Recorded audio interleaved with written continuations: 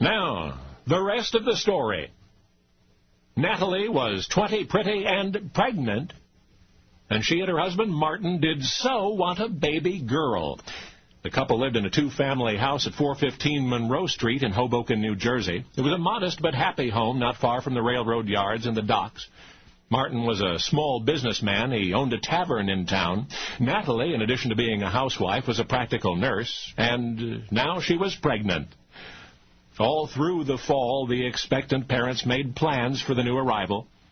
On what day would she be born, they wondered, and whom would she take after? It was always she. The young mother-to-be even purchased pink baby clothing, so certain was she of a daughter. How frivolous those considerations must have seemed on that chilly December morning so many years ago. Natalie's mother, Rosa, had been up with her daughter most of the night. It was a difficult labor, and now, by the dawn's early light, still no child.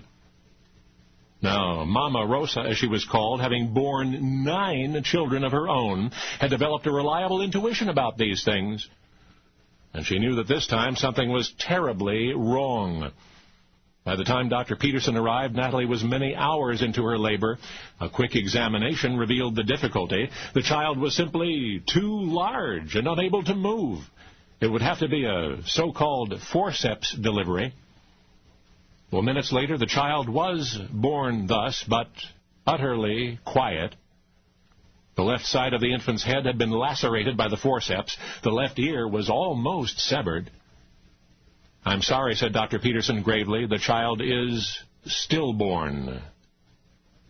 And now the only question was, could Natalie be saved? Well, as Dr. Peterson did everything he could to stop the hemorrhaging, Mama Rosa, Natalie's mother, gazed at the silent infant in disbelief. Her grandchild born dead? No, it must not be. And at that instant she remembered something one of her own midwives had told her long ago. Maybe she'd remembered it for a reason, for right here and now. Quickly, Mama Rosa took the infant to the wash basin, placed it under a cold water tap, and turned on the faucet. A moment went by, but nothing. Another moment, and the baby the doctor had given up for dead coughed, cried out, breathed in, and lived. And Natalie was as lucky as her newborn, because shortly thereafter the bleeding stopped. And as the bright Sunday sunlight danced on the freshly fallen snow, a new life was given to the world. Natalie's baby had weighed 13.5 pounds at birth. That had been the problem. But now mother and child were safe, so it didn't really matter much when Natalie discovered that her hoped-for she was a he.